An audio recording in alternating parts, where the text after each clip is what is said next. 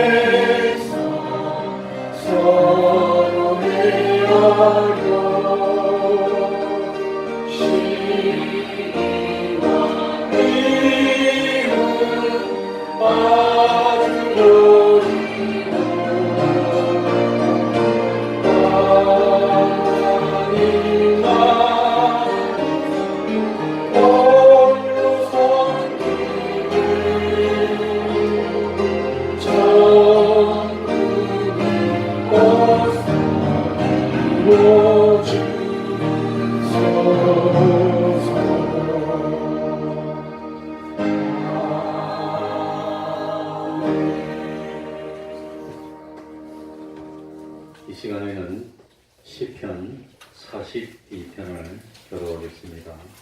시편 42편입니다. 구약성경 832쪽이 되겠습니다. 832쪽입니다.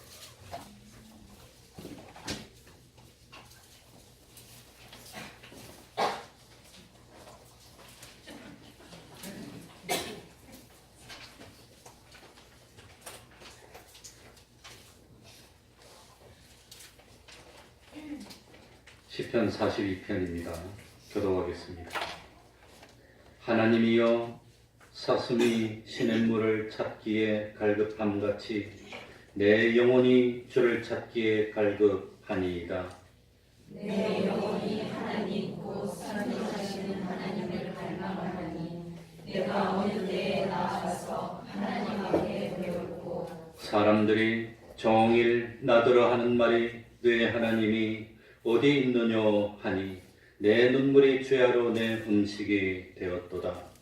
내가 전에 선의를 지키는 우리와 동행하여 기쁨과 찬송의 소리를 바라며 저희를 하나님의 집으로 인도하였더니 이제 이 일을 기억하고 내 마음이 상하는도다. 내 영혼아, 네가 어찌하여 낭망하며 어찌하여 내 속에서 불안하여 하는고.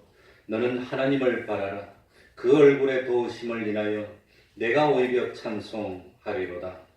내 하나님이여, 내 영혼이 내 속에서 낭망이 되므로 내가 요나단과 메론과 산산에서 주를 기억하리라. 주의 폭포 소리에 깊은 바다가 서로 부르며 주의 파도와 물결이 나를 엄몰하도소이다. 낮에는 여호와께서 그림자 되시고 밤에는 천사님이 내게 있어 생명의 하나님께 기도하리로다. 내 반석이신 하나님께 말하기를 어찌하여 나를 잊으셨나이까. 내가 어찌하여 원수의 압제로 인하여 슬프게 다니나이까 하리로다. 내 발을 찌르는하였지 내 대적이 나를 비방하여 늘 말하기를 내 하나님이 어디 있느냐 하노라. 내 영혼아, 네가 어찌하여 낭망하며 어찌하여 내 속에서 불안하여 하는고. 너는 하나님을 바라라. 나는 내 얼굴을 도우시는 내 하나님을 오히려 찬송하리로다. 아멘. 같이 할 분들이라. 이 시간 예배를 위해서 통성으로 기도드리겠습니다. 하나님 아버지, 하나님이 저희를 하나님과 육신이 따르는 소리를 참으로 하나님의 사랑을 주여 주옵소서. 하나님 앞으로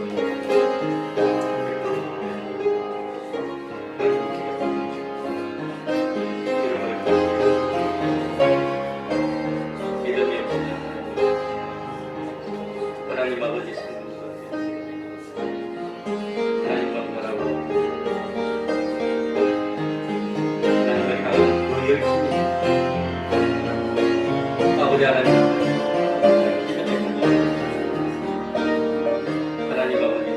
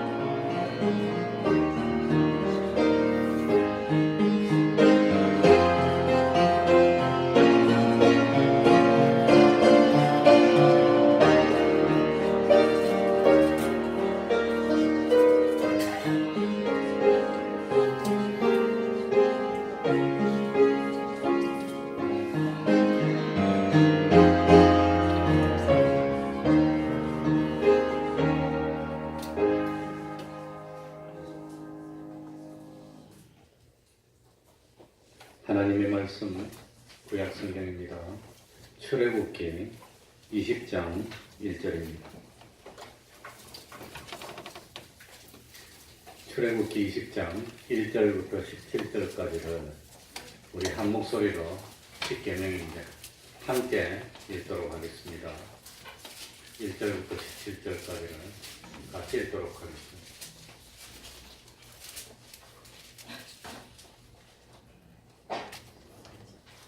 하나님이 같이 읽겠습니다. 시작. 하나님이 이 모든 말씀으로 일러 가라사대 나는 너를 애굽 땅 종되었던 집에서 인도하여 낸 너의 하나님 여호와로라. 너는 나 외에는 다른 신들을 네게 있게 말지니라. 너를 위하여 새긴 우상을 만들지 말고 또 위로 하늘에 있는 것이나 아래로 땅에 있는 것이나 땅 아래 물속에 있는 것에 아무 형상이든지 만들지 말며 그것들에게 절하지 말며 그것들을 섬기지 말라.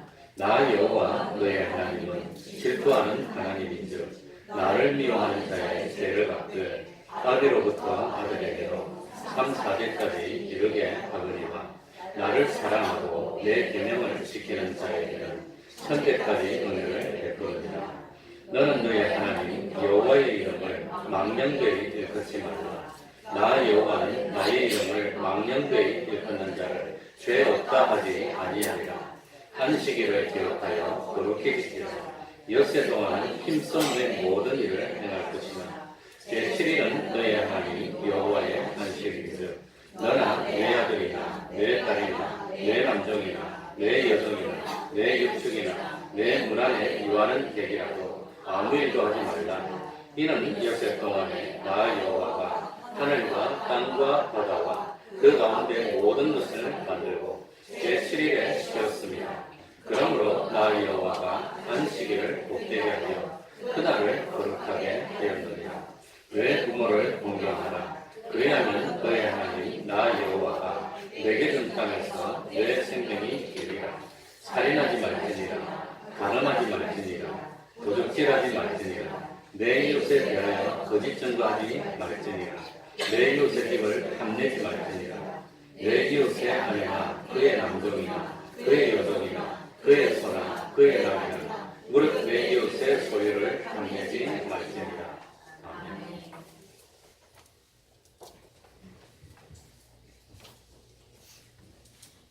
복음이 뭐겠습니까? 복음은 좋은 소식입니다. 특별히 복음은 예수 그리스도를 통한 구원의 좋은 소식을 복음이라고 하는 겁니다. 그리고 복음서가 뭡니까? 복음서는 예수 그리스도의 생애를 중심으로 소개하는 복음이 담긴 성경 말씀을 복음서라고 부릅니다. 우리가 아는 대로 복음서는 몇 개가 있죠? 4개. 마태복음, 마가복음, 누가복음, 요한복음 4개가 있습니다. 율법은 뭡니까? 율법. 제가 책을 찾아보니까 율법이라는 히브리 단어의 원래 뜻이 질서라고 합니다. 질서. 또 줄 지우다 할 때 줄이라는 그런 뜻이 있답니다. 그러니까 율법이라고 하는 것은 선악을 판단하는 표준이라고 하는 뜻이라고 합니다. 선악을 판단하는 표준. 그러니까 율법은 하나님의 뜻을 알기 쉽게 정리해서 나타낸 것이 율법이라고 합니다. 복음도 하나님의 말씀입니다. 율법도 하나님의 말씀입니다. 신구약 성경 66권으로 되어 있는 하나님의 말씀을 알기 쉽게 핵심적인 내용을 가르쳐서 하라 그리고 하지 말라는 간단 명료한 말씀으로 분명하게 간추려서 가르쳐 주신 것이 율법 중에서도 핵심인 계명이라고 하는 겁니다. 방금 우리가 읽은 10계명입니다. 그런데 이 10계명은 이 다른 성경들은 하나님께서 성경 기자를 통해서 성경을 기록한 사람을 기자라고 그럽니다. 저자라고 그러죠. 자기가 지어낸 것이 아니라 자기가 보고 들은 것을 하나님이 불러주시는 대로 유기적으로 기록한 것이기 때문에 기자라고 그럽니다. 그러니까 이 특별히 신구약 성경 66권 중에서 10계명은 사람을 통하지 않고 하나님의 손으로 직접 기록해 주신 유일한 말씀이 10계명입니다. 이 10계명을 돌판에 2번이나 새겨주셔서 2번이나 주셨습니다. 그리고 법궤 안에 뭐가 담겨있지요? 10계명에 이 돌판이 담겨있는 것은 이 하나님의 말씀은 영원불변이지만 특별히 10계명은 영원불변이고 이건 변경할 수 없는 그러는 뜻입니다. 이 인간의 법은 때에 따라서 바뀌기도 하지만 하나님의 법은 영원불변입니다. 그런데도 불구하고 하나님을 믿는 성도들 대부분은 율법을 지킵시다 그러면 굉장히 싫어합니다. 이해가 잘 안 돼요. 뭐 때문에 싫어하는지. 계명을 강조하면 율법적이니 뭐니 그러면서 굉장히 싫어합니다. 율법은 그러니까 폐해지고 끝났다고 생각하는 사람도 있는데 율법이 폐해졌습니까? 폐하지 않고 지금도 있는 겁니까? 예수님이 마태복음 5장 17절에 내가 율법이나 선지자나 뭐하러 온 줄로 생각지 말라? 폐하러 온 거 아닙니다. 예수님. 오히려 예수님은 율법을 완전케 하려 한다고 그랬습니다. 예수님이 세상에 오셔서 율법을 어긴 적이 없습니다. 온전히 행했습니다. 그래서 율법을 완전케 하신 분입니다. 예수님도 안 어기고 다 했는데 우리는 마음대로 어기도 됩니까? 됩니까? 그래 하나님의 계명을 지킵시다 그러면 율법적이고 캐캐 무겁고 그러는데 나는 왜 그렇게 말하는지 이해가 잘 안 됩니다. 그러면 그 나라 백성들이 그 나라 법을 안 지켜도 된다는 뜻입니까? 최서진 된다는 뜻입니까? 밑에 그 보고 있는 거 보니 반사경 하나 달아놔야 됩니다. 쫙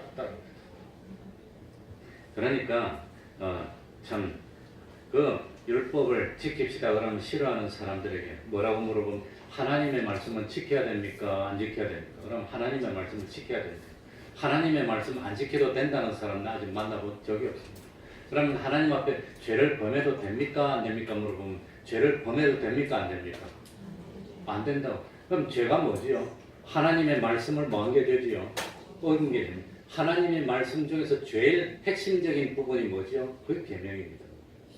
그런데 계명을 지키자면 그렇게 싫어하는지. 그러니까 자가 당착이고 자기 모습에 빠지는 겁니다. 그러니까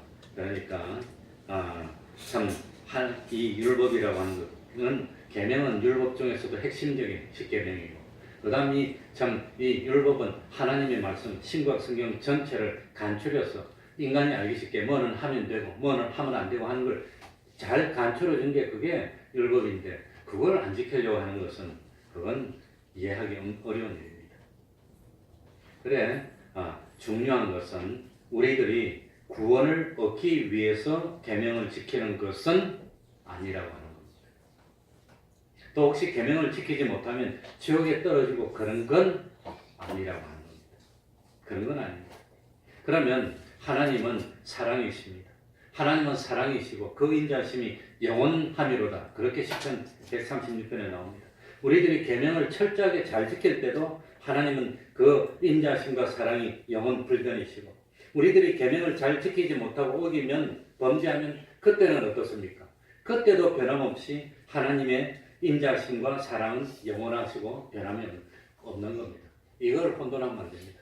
이걸 악용할 수도 없습니다. 다만 우리를 향한 하나님의 사랑은 변함이 없는데, 우리들이 하나님의 계명을 잘 지키고 신앙을 잘 지킬 때와 계명을 어기고 욕심에 따라서 행할 때 하나님의 사랑은 변하지 않는데, 사랑이 표현될 때 다르게 표현되는 겁니다.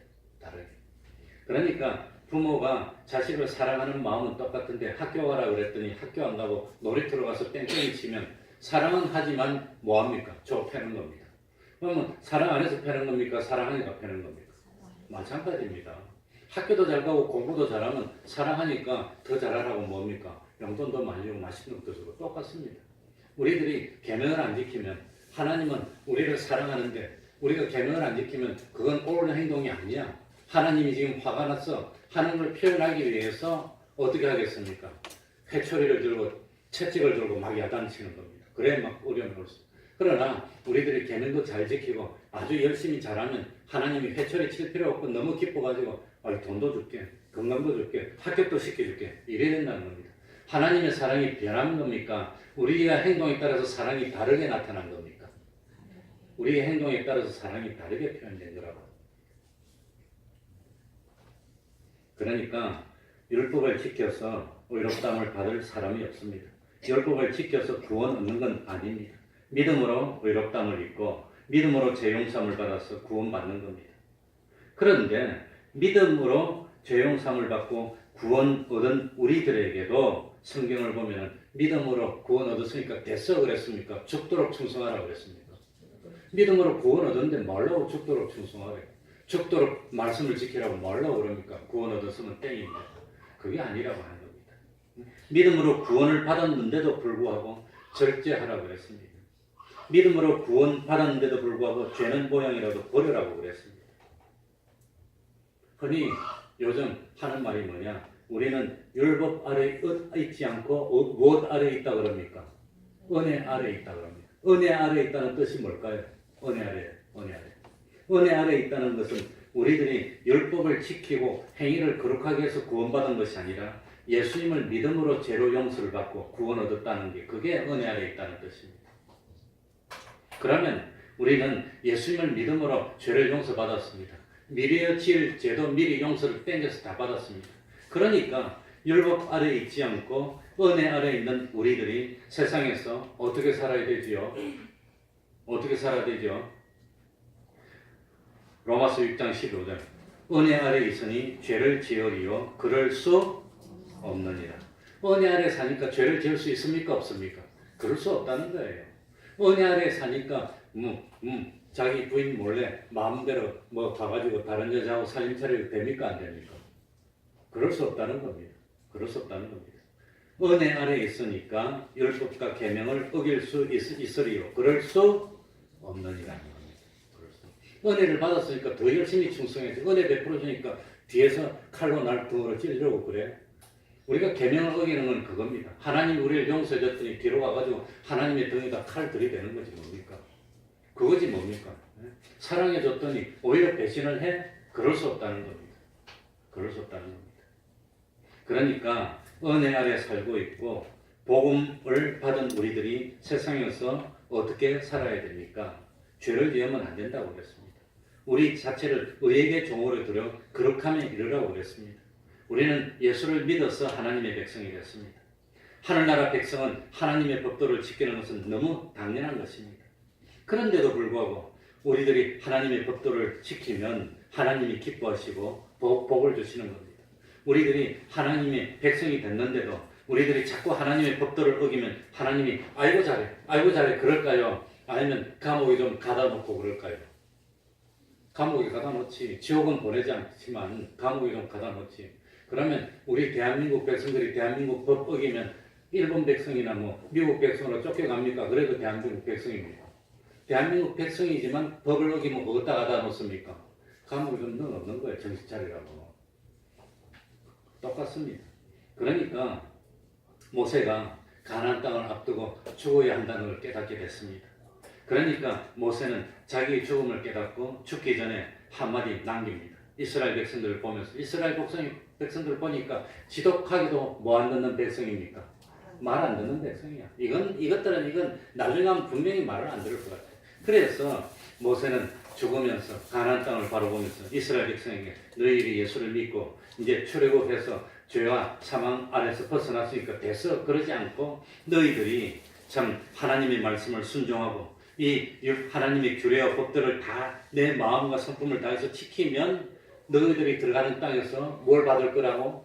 복을 받을 거라고 그랬어요. 믿어서 들어갔으면 고마운데 뭐 하려고 지키라고 그럽니까? 안 지켜도 땡이면 고마야지. 성경에 보면 안 지켜도 된다는 말을 단 한 번도 들은 적이 없습니다. 그런데도 우리는 은혜 아래 있으니까 마음대로라고 그러는 말을 할 수가 있습니까? 아니요. 어떻게 그럴 수 있습니까?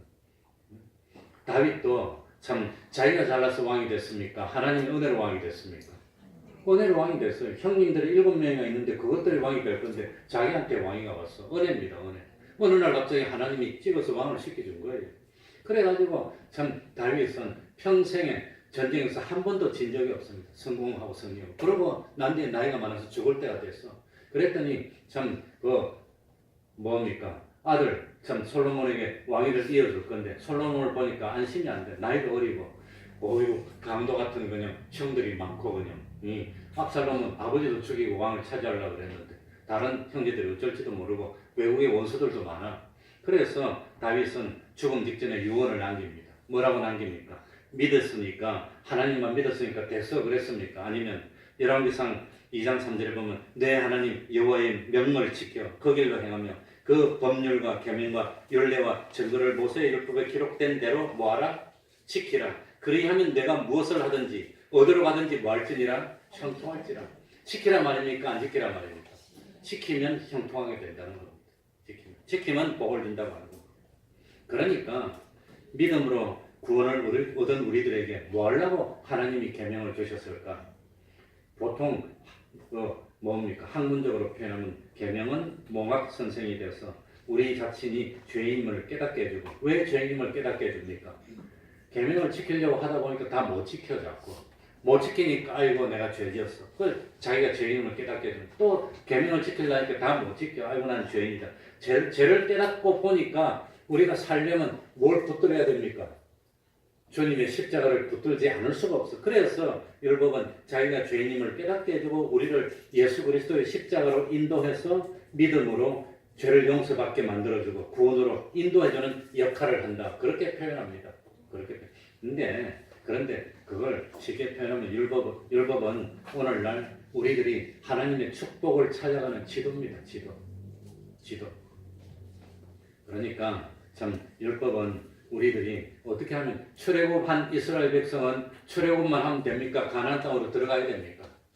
가나안 땅으로 들어가려면 들어가는 이스라엘 백성에게 시내산에서 뭘 줬습니까? 십계명을 주고 이걸 지키면 가나안 땅으로 무사히 들어갈 수 있어. 여기 가면 아말렉 족속이 함정을 파고 있고 여기 가면 무슨 족속이 함정을 파가지고 맛있는 음식을 하고 여인들이 나와서 미인계로 그냥 코리고 할 텐데 그런 거 다 빠지지 말고 다 피해가지고 무사히 가나안 땅으로 들어가려면 뭘 지키라 말입니까? 계명을 지키라 말입니다. 계명을 지키라. 그래서 이 참 율법은 하나님이 우리에게 복을 주시고 싶어서 어떻게 하면 우리가 복을 받을 수 있을까 하는 걸 너무나 알기 쉽게. 쉽게면 10가지밖에 안 돼. 10가지. 그것도 어려운 것도 별로 없어. 이 10가지로 간단하게 간추려서 이것만 하면 너희들이 얼마든지 세상에서 복을 받을 수 있어 하는 간절한 하나님의 사랑의 표현입니다. 사랑의 표현입니다. 혹시라도 우리가 참 잠깐 유혹에 빠져서 계명을 하나 탁 어기면 그리고 지옥으로 탁 안 넣으니까 얼마나 감사한 일입니까? 그래도 용서해 주니까 얼마나 감사한 일입니까?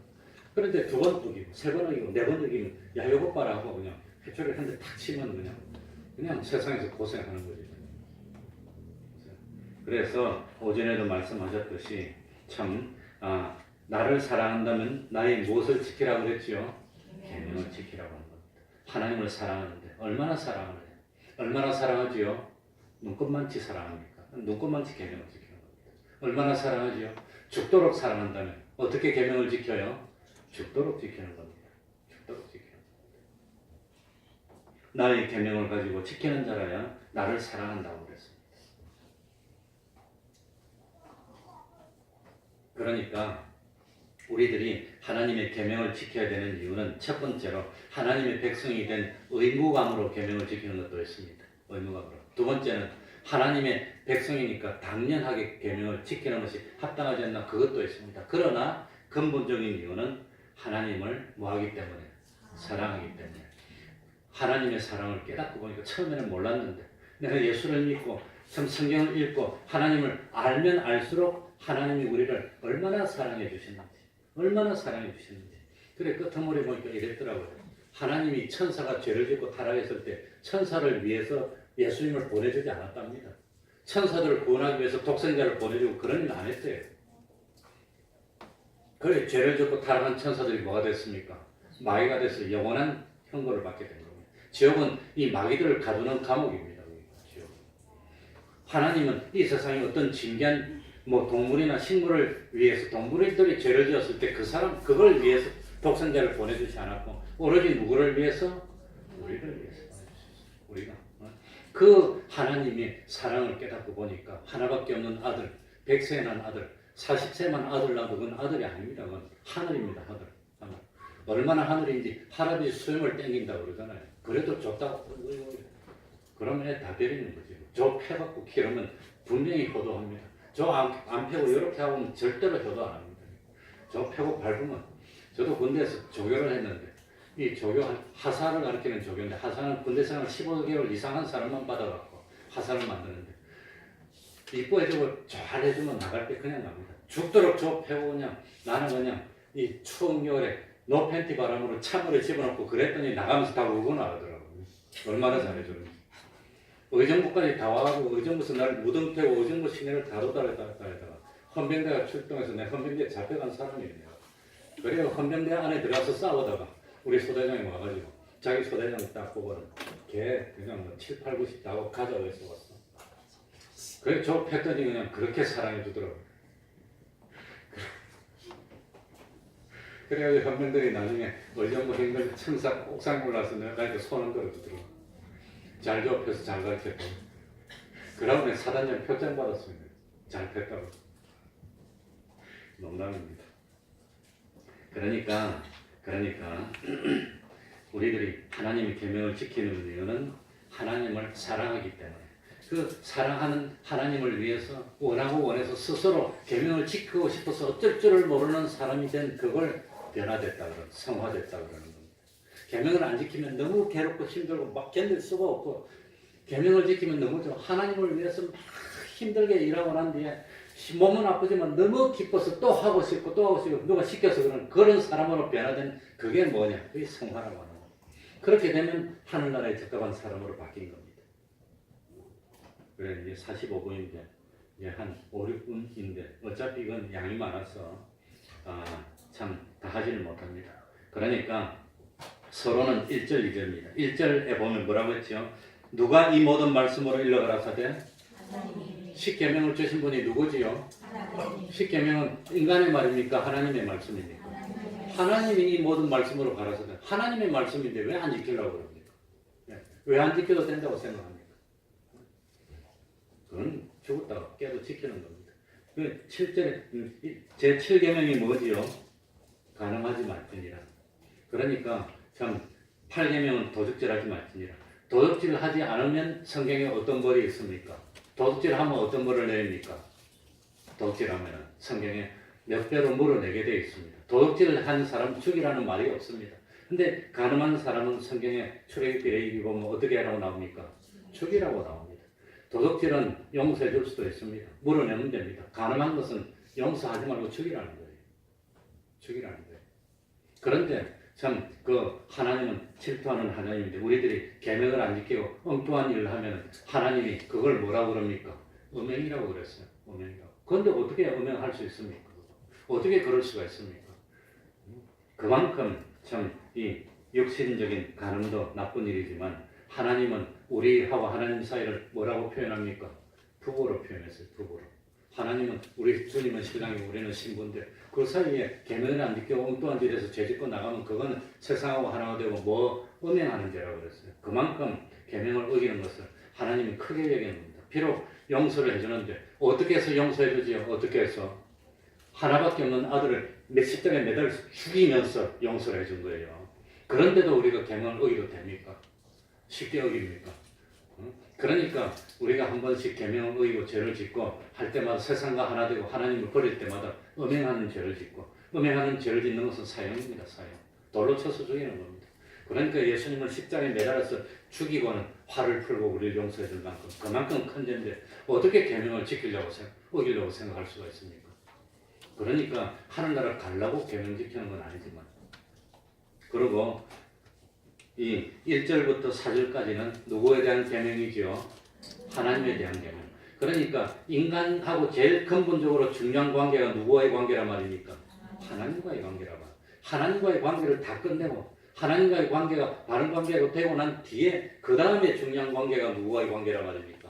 인간과의 관계고. 인간과의 관계 중에서 어떤이 되는 게 부모 자식 간의 관계. 그러니까 하나님과 인간과의 관계는 제일 중요한 거고 근본적인 관계고 그거 다 끝내고 난 뒤에 그 다음에 인간의 의무를 하는 겁니다. 그러니까 인간의 의무를 하기 위해서 하나님의 계명을 어기는 것은 있을 수가 없는 겁니다. 그래서 1계명부터 4계명까지가 먼저 나고 하나님과의 관계를 다 끝내놓고 바른 관계를 하고 그 다음에 인간관계가 시작되는 겁니다. 그런데도 부모에게 효도하기 위해서 주일도 어기고 계명 어기면 그건 부모 망해라는 뜻입니다. 부모 지옥 가라는 그런 뜻이지 그건 올바른 게 아닙니다.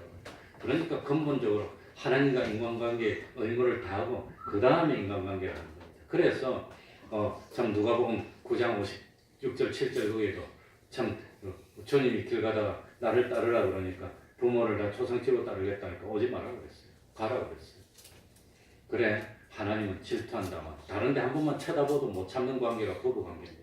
그건 뭐 하나님의 질투는 어디서 나온 질투냐면 사랑에서 나온 질투입니다. 의로운 질투입니다. 우리를 구원해서 구원으로 이끌기 위한 질투입니다. 그러니까 하나님이 왜 질투하느냐? 하나님이 우리를 너무너무 사랑하기 때문에 사랑하는 우리를 마귀에게 뺏길 수 없어서 꼭 지키겠다는 그걸 뭐라고 표현하면 질투라고 표현한 겁니다. 그게 질투하는 하나님입니다. 앞뒤로 왔다 갔다 하지만 그러니까 하나님과의 관계를 다하고 그 다음에 인간관계 중에서 제일 첫 번째가 내 부모를 뭐하라? 공경하는 겁니다. 그래야면 너희 하나님 나의 여호와 내게 준 땅에서 내 생명이 뭐하리라? 나는 욕심이 많고 오래 살고 싶어서 효도를 해야 돼요. 나는 오래 살아야 되니까 효도 안 하면 안 돼. 에베소서 6장 3절에 보면 내 부모를 공경하라. 그래야면 땅에서 잘 되고 그래 돼 있어. 땅에서 잘 되고 싶으니까 나는 효도 안 할 수가 없어. 아버지가 부르면 쫓아갑니다. 지금도 아버지가 전화해가지고 집에 유선 TV가 안 나오는데 어쩌냐고 그러더라고. 그래가지고 유선 TV가 안 나오면 내가 해결해 줄게 하니까 우리 아버지가 저보다 한 10배나 성격이 급해요. 그래 나도 화가 나가지고 모른 체 했더니 그날 밤 9시에 전화 와서 야 나오게 할 수 없니? 그러더라고. 없니? 해주니까 얼마나 고마워요. 안 그랬으면 때려치셨거든요. 그래갖고 연결해줬어. 그러니까 전화해서 물으면 그전보다 더 잘 보인다. 그러다니 다음날 또 전화가 왔어. 야 요즘 뭐 날씨도 그렇고 그런데 내가 참 다리에 힘도 빠지고 혈압도 오르는데 돈이 떨어졌다 그러더라고. 난 효도해야 땅에서 잘 돼야 되니까. 그러니까 땅에서 잘 되고 싶으면 효도하는 겁니다. 한 가지만 말씀드리면 하나님은 우리에게 복을 주고 싶은데 누구에게 복을 줄까요? 어떤 사람에게 복을 줄까요? 네? 우리 집사님 새벽기도 나왔어요. 6절에 보면 누구한테 복을 주죠? 나를 사랑하고 내 무엇을 지키는 자에게 계명을 지킨다. 왜 계명을 지키라고 합니까? 복을 주고 싶어서. 아무리 믿는 사람이라도 계명도 맨날 어기고 이것도 어기고 저것도 어기면서 복을 주십시오 하면 하나님이 복을 못 주는 겁니다. 하나님이 화가 나가지고 회초리 들어야 되는데 맨날 말은 안 듣고 요리 삐지고 저리 삐지고.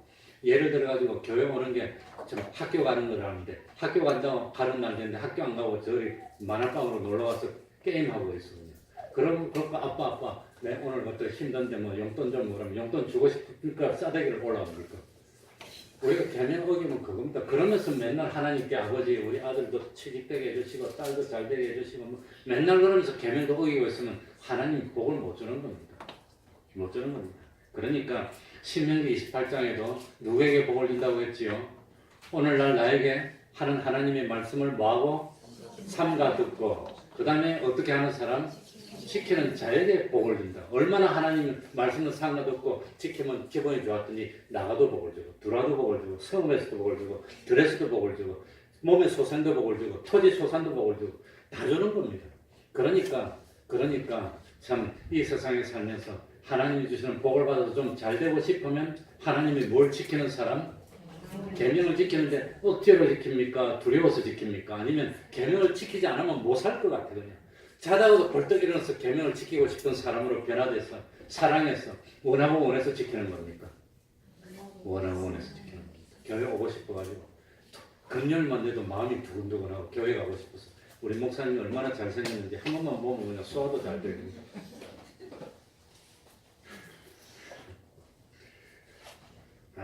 난 왜 이렇게 헛소리를 잘하는지 모르겠어. 그래가지고 하나님 앞에 나간다고 생각하니까 너무너무 기뻐서 준비하고 그래서 교회 나오는 거하고 억지로 나오는 거하고 같습니까 다릅니까?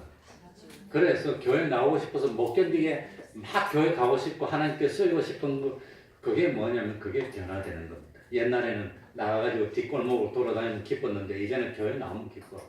그래서 중요한 것은 구원은 믿음으로 얻었지만 우리들이 성화되고 영광스러운 건설 구원을 이루는 것은 무엇을 통해서 된단 말입니까? 하나님의 말씀을 순종하는 걸 통해서 되는 겁니다. 하나님의 말씀을 어기고는 절대로 성화가 되지 않습니다. 성화가 되는 것은 하나님의 말씀을 순종하면서 성화되는 겁니다. 그래서 저는 주의를 잘 못 지키는 사람이 신앙이 나아지는 걸 본 적이 없습니다. 주의를 바로 지키는 사람은 신앙이 나아지더라고요. 이 주의를 바로 지키고 그 다음에 수요일 지키고 그 다음에 금요일도 그 다음에 새벽에도 그러면 신앙이 나아지더라고요. 근데 주의를 빠지는 사람은 30년 가도 그 자리입니다. 그건 신앙이 안 됩니다. 하나님이 그걸 이해를 못합니다. 그러니까 매일 하루에 3끼 밥 먹듯이 매일 뭐도 먹어야 되지요. 영양식 성경을 읽어야 됩니다. 어떻게 성경을 안 읽을 수가 있습니까? 벌써 예수를 한 10년 믿었으면 적어도 뭐 한 10독은 해야지. 평생 믿었으면 뭐 100독은 해야지 기본적으로. 그 정도는 해야지. 평생 읽어야지. 성경을 또 읽고 또 읽고. 그래서 우리는 100독 안 하면 목사 안수를 안 해요. 20독 안 하면 아예 신학교 입학을 안 시켜줍니다. 그게 성경은 기본입니다. 그리고 신학교는 나중에 졸업하려면 성경 과목은 패스 과목입니다. 그건 학점도 안 줍니다. 성경. 왜 학점을 안 주느냐? 너무나 당연하기 때문에. 그러나 성경의 시험에 패스가 안 되면 졸업을 안 시킵니다. 목사를 안 시킵니다. 그거는 뭐 무조건 해라는 겁니다. 그 성경 하고 난 뒤에 뭡니까? 조직신학도 있고, 성경신학도 있고, 뭐 그런 게 있는 것이지. 성경 안 읽으면 그건 기본이 아닙니다. 그러니까 매일매일 성경 읽고, 매일 기도하고, 하나님의 말씀을 지키는 사람을 하나님 뭐 주시지요? 복 주십니다. 자기만 복 줍니까? 천대까지 잘 되게 줍니까? 천대까지. 얼마나 하나님이 참 계명 지키면 천대까지 복을 주는 겁니다. 천대까지. 그러니까 계명을 율법 주인은 아닙니다. 율법을 지켜서 구원을 얻는 건 아니지만 하나님의 사랑을 깨닫는다는 나도 하나님의 사랑을 어머니의 사랑을 몰랐는데 크고 보니까 어머니가 희생했어요. 마음이 울컥하지 않습니까? 하나님만 생각해도 마음이 울컥하고 주님만 생각해도 견딜 수가 없고 그러니까 참 주님을 위해서라면 뭐든지 할 수 있는 그런 사람으로 변화되면 계명은 그건 속박이 아닙니다. 기쁨입니다. 기쁨으로 지키는 우리들이 되어야 되겠습니다. 기도하겠습니다.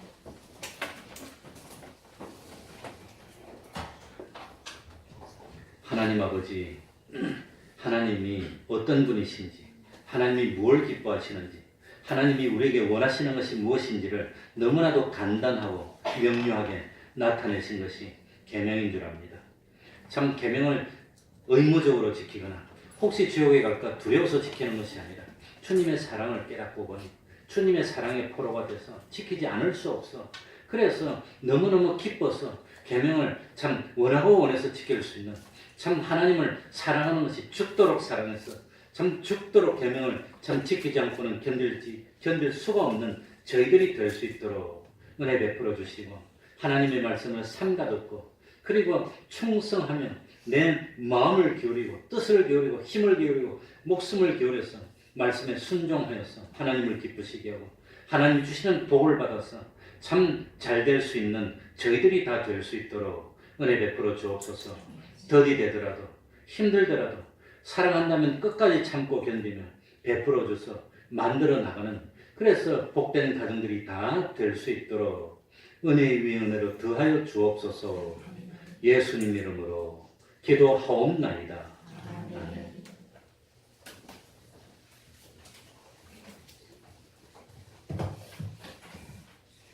찬송하겠습니다. 330장입니다.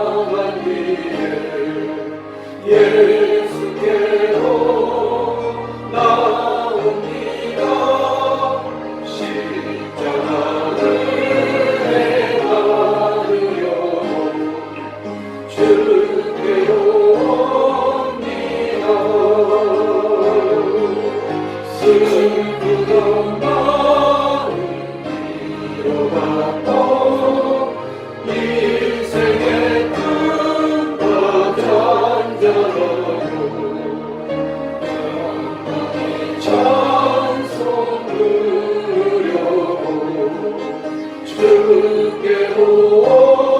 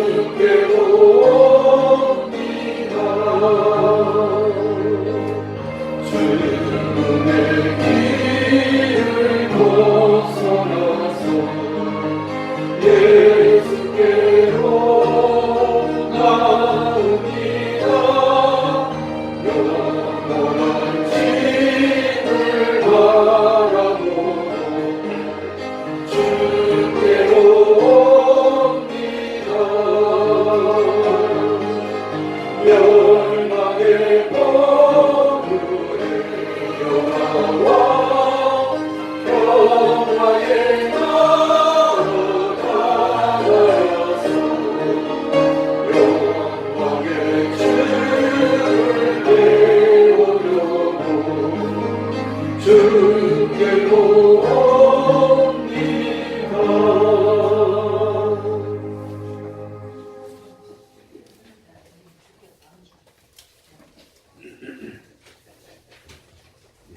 광고 말씀드리겠습니다.